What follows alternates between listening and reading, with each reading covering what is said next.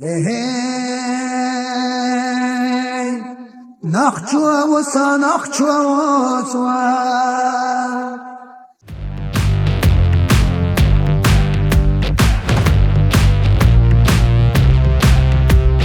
Alors déjà, c'est un vrai plaisir de faire ce camp d'entraînement pendant 2 mois aux côtés de Ramzat, qui est un très très grand combattant. Là, je suis ici pendant 2 mois pour le camp d'entraînement qui va être là pour préparer le combat de Ramzat. On est là pour faire des sparring, etc. Et forcément, moi, ça me permet également de progresser parce que je peux m'évaluer, me comparer au top niveau. Et donc voilà, franchement, c'est un honneur. Et en plus, c'est super motivant de s'entraîner auprès de personnes comme ça. Donc voilà.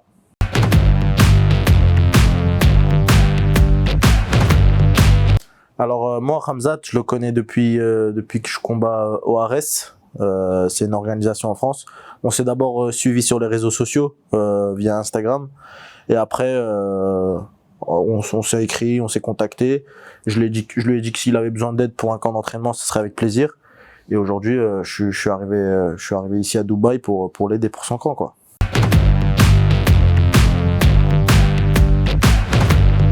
Alors ça, c'est le genre de questions que malheureusement je peux pas vous répondre parce que citer un combattant dans ce genre de questions, ce serait forcément rabaisser tous les autres. Donc je peux pas vraiment répondre à cette question. Mais bien sûr, j'ai tourné avec de très très grands combattants et dans tous les cas, vous le voyez un peu sur mes réseaux avec qui je m'entraîne. Donc voilà.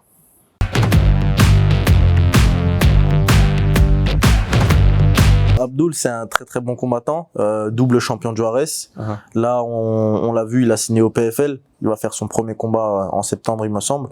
Donc on va lui donner la force et Inch'Allah, il va ramener la victoire. Alors déjà, il faut savoir que précédemment, pour mon dernier combat, le combat il devait se faire pour la ceinture des 77, donc pour que je devienne le nouveau champion. J'ai gagné ce combat, mais malheureusement, quelques semaines avant le combat, mon adversaire il a pas pu faire le poids. Il a dit qu'il n'arriverait pas à arriver au poids à la pesée.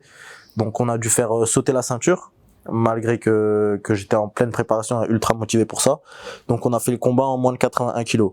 J'ai remporté la victoire, donc il est très logique que dans mon prochain combat, je combatte pour la ceinture des 77 kilos pour devenir le nouveau champion de l'ARES.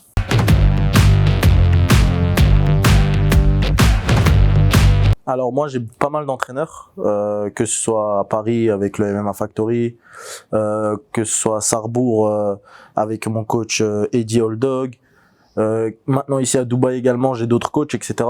Donc j'ai toujours eu d'excellents coachs, mais la grande partie de ma progression elle est due à moi-même, parce que moi j'ai toujours cette recherche d'amélioration, cette obsession pour le combat, pour la science du combat, et je pense que ça c'est vraiment le principal truc qui m'a fait progresser.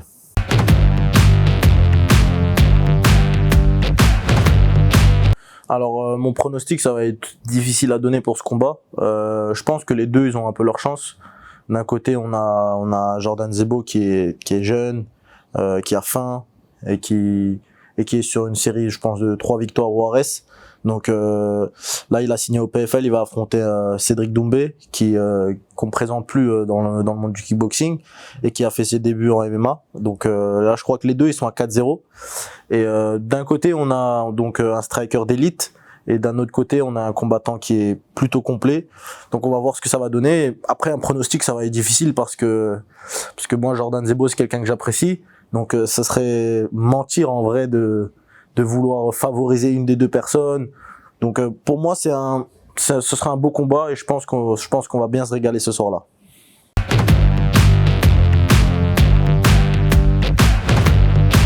Alors pour cette question-là, on va y répondre tout de suite. Il y a beaucoup de gens, j'ai vu moi-même des TikTok de gens qui ont mal compris quelque chose, parce qu'en fait ce qu'il faut comprendre c'est que quand vous allez sur les réseaux sociaux comme TikTok, Instagram ou même Twitter, vous allez avoir des personnes qui vont récupérer des choses en dehors de leur contexte pour essayer de faire un maximum de bruit, etc. Là pour cette histoire-là, en gros j'étais en live Twitch avec mon pote Balti. On a eu une longue discussion d'une dizaine de minutes ou un truc comme ça. Et moi, faut savoir que Paul, c'est quelqu'un que j'apprécie. J'ai échangé des messages avec lui sur Instagram. Voilà, on se donne la force et tout.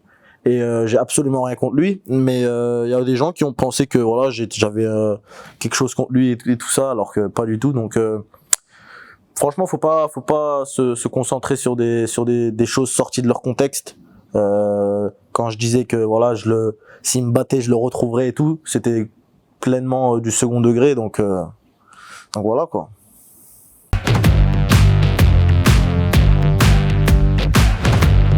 Alors pour les critiques en commentaire, c'est très simple, je les calcule plus.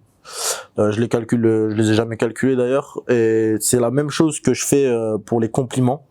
Donc les gens qui donnent la force, etc., ça fait toujours plaisir, mais c'est pas quelque chose que je prends au sérieux. Ça veut dire que quand quelqu'un va me complimenter, me dire que je suis fort et tout, le prendre au sérieux, ce serait me placer là où je suis pas.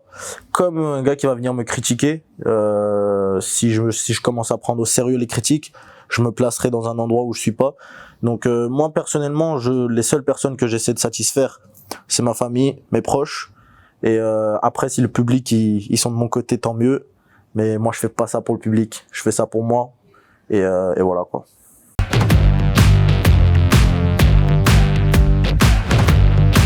Alors ouais, mon petit frère, donc Razboullah Shamsudinov, il a pris un chemin complètement différent de moi.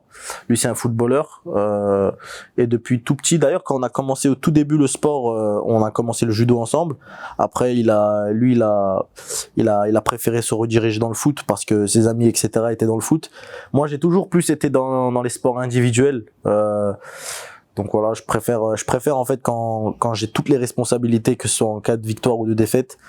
Et voilà, donc on a choisi un chemin différent et vous allez voir, c'est le vrai crack de la famille, c'est bien lui. Ouais. Alors ouais, mon petit frère, lui, il vient regarder mes combats et après moi, je vais aller le soutenir dans ses matchs de foot, etc. Quand il joue dans les alentours. Mais ouais, on se soutient et on espère monter tous les deux quoi.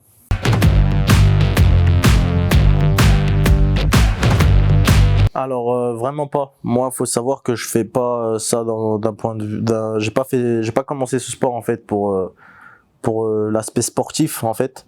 Moi, si je fais du MMA, c'est parce qu'en fait, j'aime me battre, j'aime le combat. Alors si le MMA n'était pas un sport, je pense pas que je ferais un autre sport parce qu'en fait, moi je m'en fous un peu du sport et réussir sportivement parlant, c'est pas quelque chose qui m'intéresse.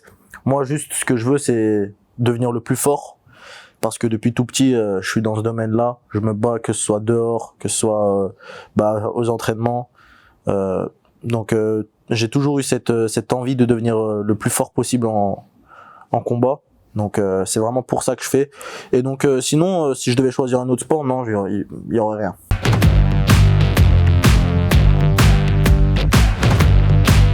Alors mes plans d'avenir, je pense déjà, j'aimerais bien récupérer la ceinture d'Arès parce que elle me revient et j'ai envie de montrer qui est le roi d'Arès avant de partir.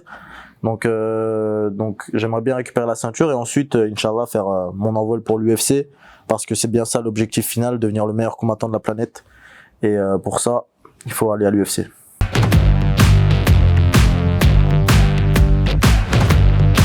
Bah alors ici c'est vrai qu'il fait vraiment très chaud, donc personnellement je préfère le climat en France. Après c'est pas étonnant parce que je suis venu en pleine période d'été. Peut-être que le reste de l'année je préférerais Dubaï parce qu'en France on a aussi des périodes où il fait froid, etc. Mais sinon d'un point de vue général je pense quand même préférer le climat en France. Et sinon je me suis assez vite fait ici. Je me suis fait assez vite.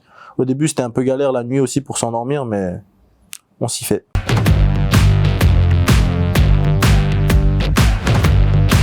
Merci pour tous. Merci à tous pour votre soutien. Et Inch'Allah, on ira le plus loin possible.